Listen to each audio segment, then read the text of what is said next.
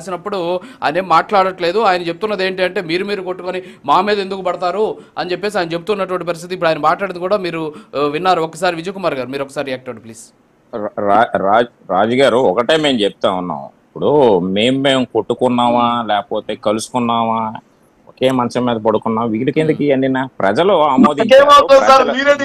ఉండండి బ్రదర్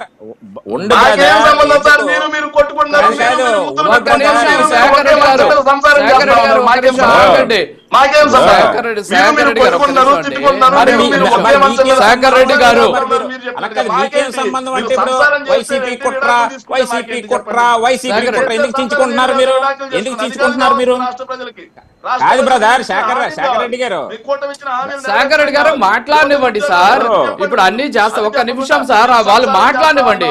శేఖర్ రెడ్డి గారు ఒక్క నిమిషం వినండి సార్.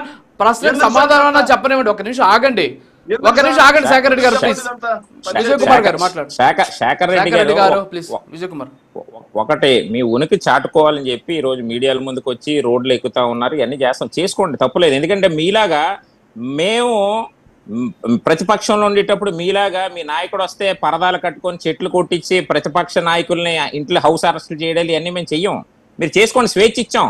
గతంలోనే ఓదార్పు యాత్ర అని దొంగ యాత్ర చేసినటువంటి మీ జగన్మోహన్ రెడ్డికి ఆ రోజు ముఖ్యమంత్రిగా ఉన్నటువంటి చంద్రబాబు నాయుడు గారు అన్ని విధాలుగా ఏర్పాట్లు చేసినటువంటి వ్యక్తి. ఎందుకంటే ఒక నాయకుడికి సమర్థమైనటువంటి నాయకత్వం ఉండాలి.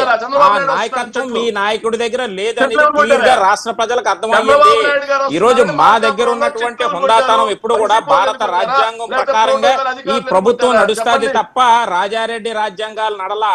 మా దగ్గర ఉన్నటువంటిది అంబేద్కర్ రాజ్యాంగం. ఎందుకంటే ఆ రోజు మీ ఓదార్పు యాత్ర అనేటువంటి దొంగ యాత్ర చేసినటువంటి మీ జగన్మోహన్ రెడ్డికి అన్ని ఫెసిలిటీస్ కల్పించి ఆ రోజు మేము విచ్చలవిడితనంగా పోలీస్ ప్రొటెక్షన్ ఇచ్చి మేము పంపించినటువంటి పరిస్థితి.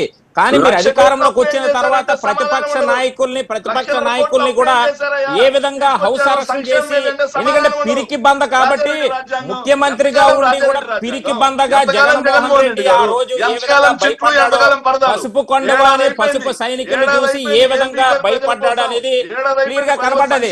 ఎవడన్నా ఒక ముఖ్యమంత్రిగా ఉన్నటువంటి వాడు స్వేచ్ఛగా జనాల్లోకి వచ్చి తిరగాలి తప్ప పసుపు కొండవా చూస్తే భయపడదు. ఏదన్నా సభల్లో పసుపు వేసుకొస్తే వాళ్ళు అరెస్ట్ చేసేయండి, వీళ్ళని అరెస్ట్ చేసేయండి. ఇదే తప్ప ఇంకొక దారుణం ఎప్పుడు కూడా లేదు మీకు. ఎందుకంటే ఒక ముఖ్యమంత్రి అన్నటువంటి వాడు ఖచ్చితంగా రాష్ట్రంలో ఉన్నటువంటి ప్రజలకి స్వేచ్ఛగా ప్రజలను కలిసే విధంగా ఉండాలి తప్ప ఇంకొకటి కాదు.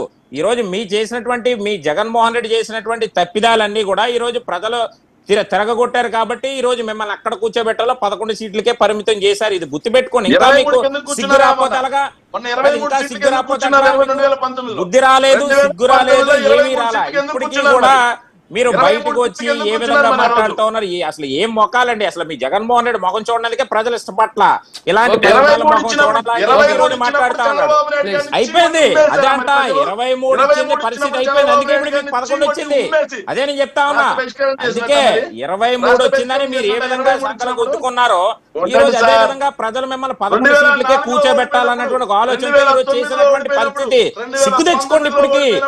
ఇప్పటికీ సిగ్గు లబ్ధ లేకుండా ఈ రోజు రోడ్ల మీద మీడియాల ముందుకు వచ్చి మాట్లాడతానంటే ప్రజలు మిమ్మల్ని గుర్తించట్లా. అది గుర్తుపెట్టుకోండి. వైసీపీ అన్నటువంటి పార్టీ క్లోజ్. వైసీపీ అన్నటువంటి పార్టీ క్లోజ్. అందులో నో డౌట్. మీ ఉనికి మీరు ఏదో చాటుకోండి. ఈ రోజు మేము స్వేచ్ఛ ఇచ్చాం, మీకు స్వేచ్ఛ ఇచ్చాం, విచ్చలవిడితనం ఇచ్చాం. ప్రొటెస్టులు చేసుకుంటారా చేసుకోండి, ప్రాబ్లం ఏం లేదు. ఎందుకంటే అంబేద్కర్ రాజ్యాంగం నడుస్తా ఉంది మా దగ్గర.